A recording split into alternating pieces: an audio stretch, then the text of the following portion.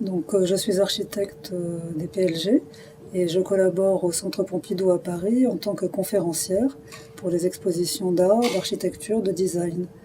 Euh, Ces derniers mois s'est déroulé donc à l'occasion du cinquantenaire de la disparition de Le Corbusier une exposition au Centre Pompidou et Monsieur Ferrero Vansois m'a invité à venir faire une conférence ici à Vence.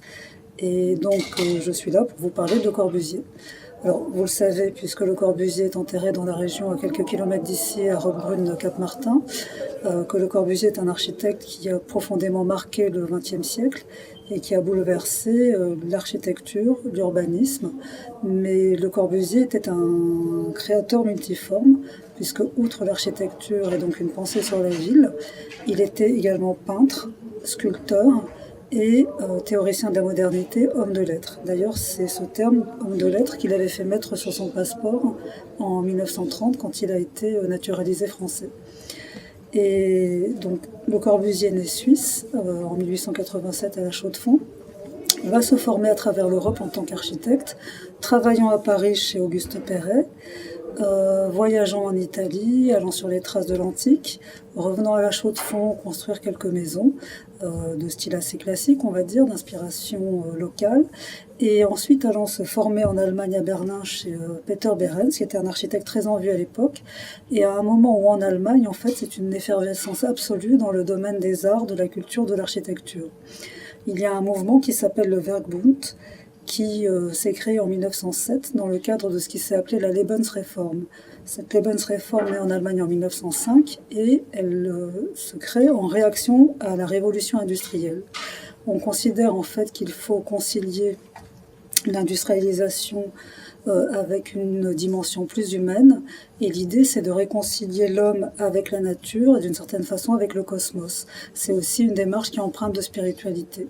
Et donc à ce moment-là va naître ce qui s'est appelé en Allemagne la Gestalt, qu'on traduira par design, sachant que nous, on utilise un terme qui est à la fois anglais et italien, disegno. Et c'est à ce moment-là donc que va se mettre une réflexion et une culture sur la forme de l'architecture, la forme des objets.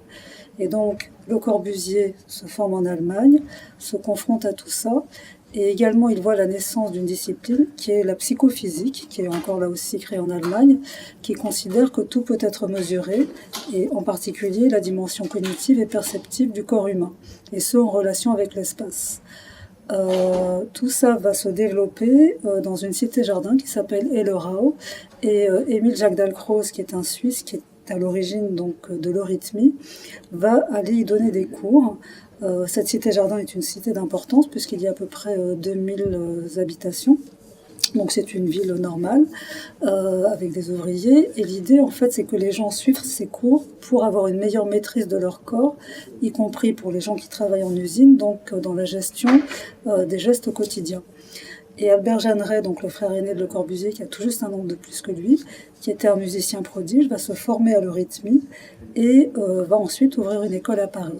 Et donc Le Corbusier rend régulièrement visite à son frère à Hellerau, est au courant de tout ça, et quand il va s'installer à Paris, commencer à travailler en architecture, il va prendre en compte en fait toutes ces données, sachant qu'auparavant il a fait un petit détour par Athènes et l'Acropole, et que c'est porteur de ce bagage donc, de la psychophysique qu'il va observer l'Acropole et découvrir que les Grecs en fait avaient déjà connaissance d'une certaine façon de ces principes et que tout le dispositif sur l'Acropole est organisé donc en fonction d'un corps qui est percevant, cognitif et des déplacements, des mouvements du corps. Par ailleurs, le nombre d'or est un nombre d'importance et nombre d'évidence aussi. C'est la divine proportion, comme l'avait noté Vitruve dans l'Antiquité. Et le nombre d'or, en fait, commande la conception chez les architectes.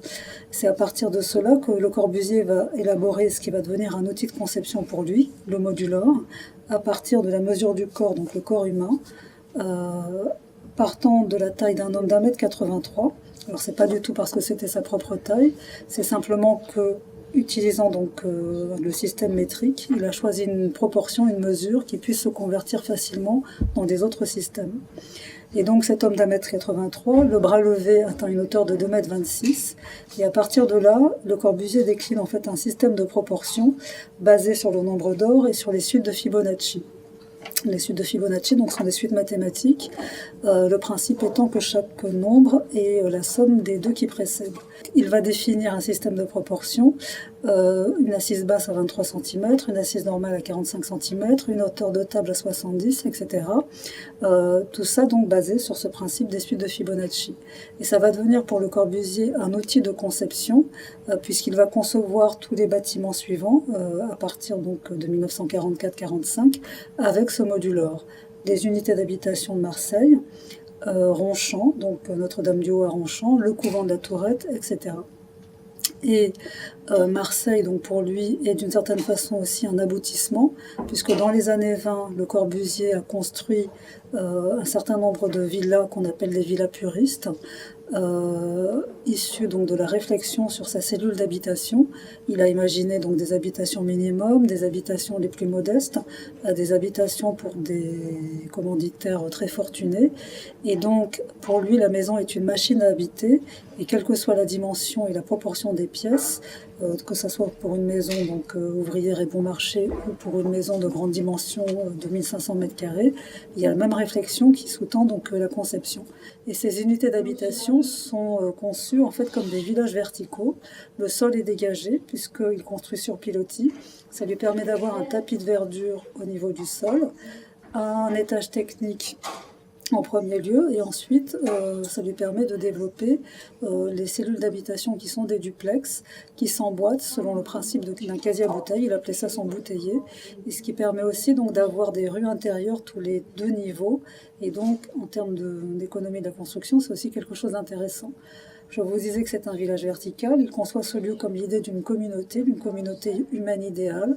D'ailleurs, au début, les gens, notamment pour l'unité d'habitation de Marseille, vont appeler ça la maison du Fada, et ensuite ça va devenir la cité radieuse, donc c'est effectivement un lieu où il fait bon vivre.